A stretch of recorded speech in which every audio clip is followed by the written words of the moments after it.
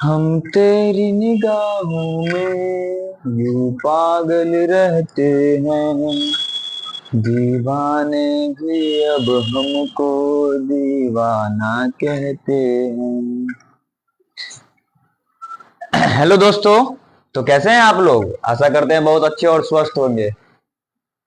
तो वेलकम है हमारे अपना YouTube channel GPS online team में। तो आप लोग पिछले क्लास में व्याकरण को परिभाषा और प्रकार पढ़ चुके थे। आज जो पढ़ाएंगे इससे 2 नंबर परीक्षा में हर बार पूछता है। ठीक, जैसे देखिए आज जो टॉपिक होगा वो कौन है? वर्ण। आज किसके विषय में अध्ययन करेंगे? वर्ण के बारे में। किसके बारे में? वर्ण के बारे में। जैसे आप लोग को बताए थे, वर्णों के समूह को क्या कहते हैं? वर्णमाला कहते हैं। क्या कहते हैं? वर्णमाला। ठीक, तो पहले हम लोग पढ़ेंगे वर्ण।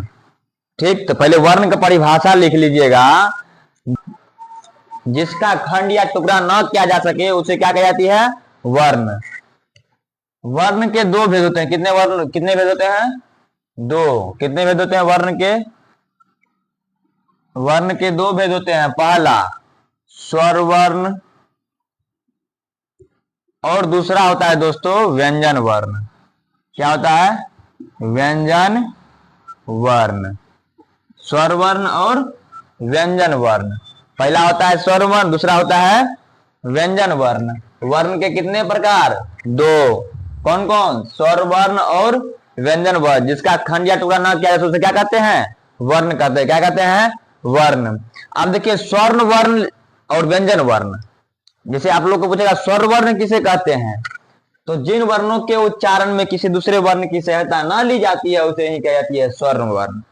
और व्यंजन वर्ण, जिन वर्णों के उच्चारण में किसी दूसरे वर्ण की सहायता ली जाती है या स्वर वर्ण की सहायता ली जाती है तो उसे ही कही जाती है व्यंजन वर्ण।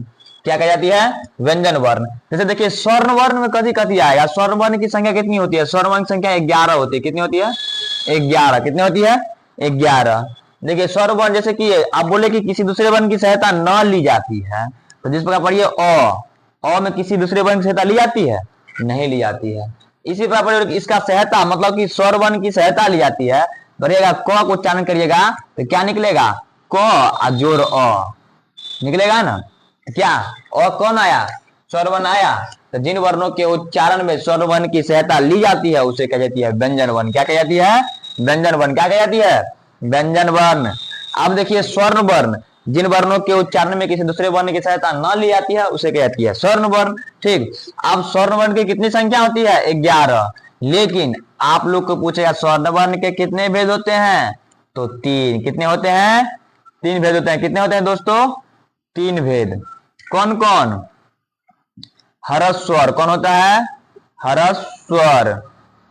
और दूसरा होता है दीर्घ स्वर। क्या होता है? दीर्घ स्वर।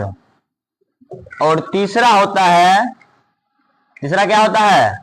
पुलुत स्वर। पुलुत स्वर।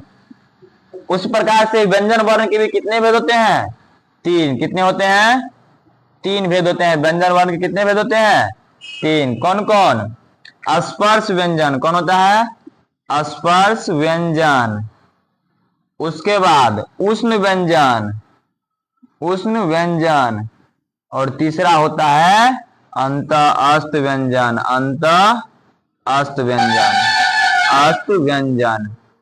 क्या होता है? अंत अस्त व्यंजन। तीसरा क्या होता है? अंत अस्त व्यंजन। ठीक, अब देखिए पूछेगा कि आप हरस्वर किसे कहते हैं, तो जिस वर्णों के उच्चारण में एक मात्रा का समय लगे उसे हरस्वर कही जाती है। इसकी संख्या कितनी होती है? 4। हरस्वर की संख्या कितनी होती है? 4। कौन कौन? अ, ई, उ, री। समझे? क्योंकि जानते हैं आप हरस अति स्वर वर्ण की कितनी संख्या होती है? 11। 11 में कौन कौन आता है?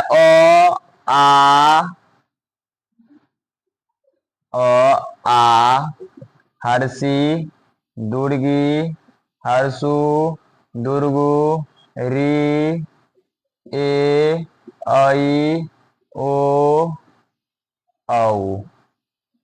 11 ऊपर गया। उसी में से 4 वो कौन होता है? हरस्वर।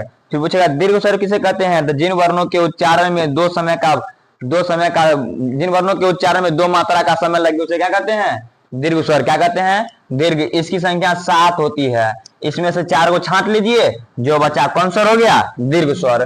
पुलुत स्वर, जिन वर्णों के उच्चारण में 3 मात्रा का समय लगे, क्या लगे? 3 मात्रा का समय लगे, उसे पुलुत स्वर कह जाती है। क्या कह जाती है? पुलुत स्वर कह जाती है। अगर आप लोगों से पूछेगा वर्ण के कितने भेद होते हैं, तो 2। कितने होते हैं? 2।